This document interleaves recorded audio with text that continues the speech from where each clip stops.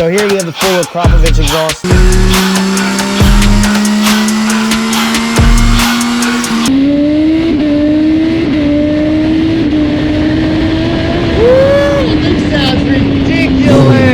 What's up, guys? Eric from Proven Power Cycles. Today we have a brand new 2023 Yamaha XSR900. What we're gonna do today is we're gonna go ahead and baseline it. We have it all strapped down here on the dyno. We're gonna go ahead and baseline it as a completely stock bike. It's got a stock exhaust, stock air filter, stock chain and sprocket, you name it, it's stock. So what we're gonna do is we're gonna go ahead and baseline this bike. We're gonna get you some data, we're gonna get you some numbers as to what they look like stock. Now, the only thing that we're not gonna pull today is the AFR, the air fuel ratios. The way this exhaust is designed is real funky. It's got like a little spout where it's dumping the exhaust out on the bottom here. A really weird setup. So what we're gonna actually do is we're gonna opt to not do that, but we are gonna get our RPM, our torque, and we're gonna get our horsepower readings with the stock system. And then what we're gonna do is we're gonna install the full Akrapovič exhaust and go through with the full ECU flash and dyno tuning as well. So we'll be able to see all of the stages of how it came in currently and then how it's gonna leave here later today and what you guys can do to get the same type of results. So without further ado, let's go ahead and dyno this thing.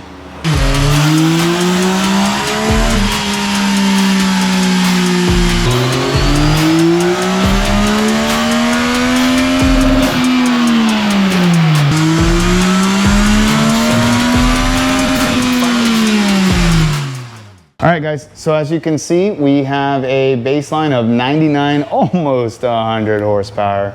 Can't give it to it. We'll round down, 0.2. So 99 wheel horsepower with 59 foot-pounds of torque. And not a bad curve all in all. You know, we got some dips and valleys here, but all in all, it's going up. It's pretty good. Notice how we have a couple of torque drop-offs here. We have an increase here. And then, so you notice right around here on the 7,000, 7,200 mark, we actually have a loss in torque. And then it kind of picks back up again here around 8,200 and then it drops off again. Same thing down low. We have a little drop in torque and then it picks back up. So these are some of the things we're going to try to rectify. All in all, not a bad horsepower curve. It looks pretty good. I have a feeling with this new exhaust, it's going to wake it up a whole bunch. And then after the tune, we should see some pretty good numbers here, but I don't want to ruin it. We'll pull this thing off. We're going to get it over on the lift and start cooling it all off so we can install the full Akrapovič. All right, guys, so we just got done running the XSR900 on the dyno, and we got the stock exhaust system off.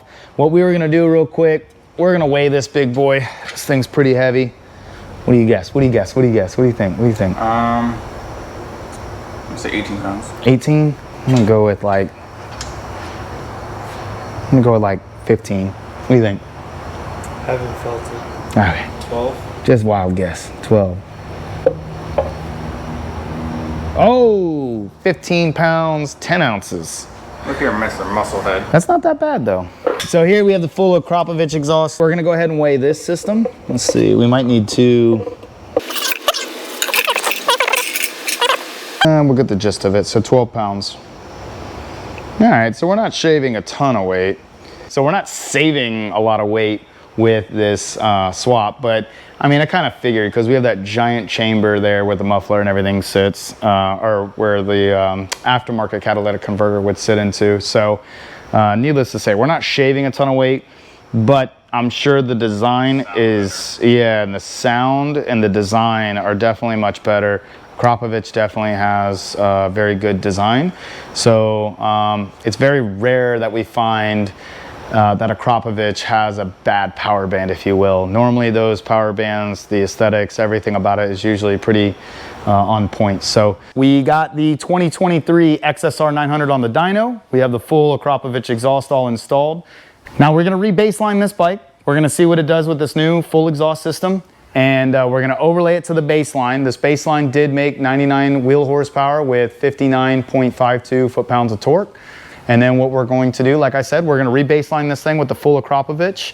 So we're gonna warm this up, we're gonna rerun it, and then we'll start the actual ECU flashing and dyno tuning process. And again, at the end, we'll overlay baseline, the new stock baseline, if you will, the new Akrapovič full exhaust baseline, and then we'll do the ECU flashing and dyno tuning, so you can see all the stages and everything. So it should be pretty cool. Again, guys, I want to be very in-depth and show you exactly what you're going to get when you go through with these systems and you get a good dyno tune on the bike. And yeah, so hopefully you'll learn something off this channel today. So here we go. Let's get it warmed up and we'll get started.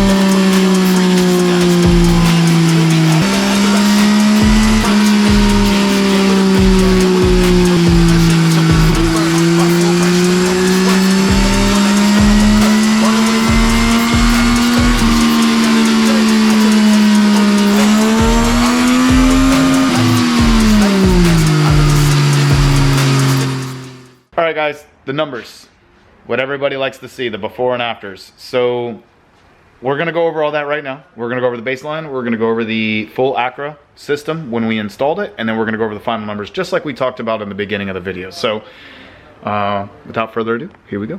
All right, so the green line here is our complete baseline. Now, we didn't get the AFRs, but we did get a good baseline. So here we're at 99 again, wheel with 59 foot-pounds of torque. I don't want to beat a dead horse, so we're gonna go straight into it. This is with the full exhaust installed, all right? The blue full Acra, we're at 101, so just a nip, and this is peak versus peak, just a nip over that. And we actually lost a little bit of torque as far as peak torque goes. Now again, guys, the peak torque is just like the highest point in the overall dyno curve. But if we look on the blue line, which is the full exhaust, the full Acra, if we look at that, the torque line is actually above it overall here at the top end, and above it here at the top end RPM. This is horsepower, and here's our torque. So horsepower, we're definitely climbing a lot better. We picked up about 3 to 4, about 2 to 3 wheel up top, and then down here we picked up a foot-pound of torque. Now this mid-range to low end, we did lose a little installing the full exhaust. Not much. This is kind of like a game of inches, and we kind of figured that based on the air fuel showing, and again, it's also got restrictions and other things going on with this bike. So, you know, we're at a 12.6 here, air fuel, we're at a 12.6 still. This is about mid-range, 6,400 RPM. And if we actually look at 8,000 RPM, we're almost in the 11s. Here's 8,300. Again, we're at 12 flat. This kind of explains more or less that we're gonna get a laggy pool, 11.9. You know, these are pretty damn rich numbers. Definitely a little bit more rich than what I'm comfortable with, especially in the mid-range and going into top end. We see a lot of fuel getting dumped. So let's go ahead and throw the full exhaust and dyno tune overlay that. So here we are with the final pull. Let's analyze the curve here first. So all the way down from a low RPM going basically through the entire power range. We made pretty damn good gains all in all. Now again, a lot of that's fixing the air fuel, and there's also still some other things in there with throttle mapping and whatnot that we alter. And if you look way up here, basically at red line, you know, this is where the power drops off on the stock systems because of another restriction. And here we're able to pull that power band up through it. So you know, a good solid 10 wheel, a little bit even more so. But again, that is at red line. If we target somewhere over here, which is around 9,000 RPM, we're still a good 9 to 10 wheel gains versus the stock. 9 wheel gains over the stock, that's pretty substantial. Now air fuel, we're dancing a lot closer to that line. I don't mind the lower end being a little leaner because we don't have a lot of airflow down there, a lot of, I should say, exhaust flow. So I'm not too concerned with a slightly leaner air fuel. Plus this is also going to help with drivability and things like that nature, gas mileage, etc. So we do dance around the 13.0, 13.2. Here we were a percent lean. So again, usually what we do is we add a couple of percentage near the end here, and then up top we're in the 12.9s, 12.8, 12.8, 12.9. So again, just keep it on the safer side for everybody driving around on the streets. These aren't race bikes, so a lot of times we kind of go a little safe on the top end here.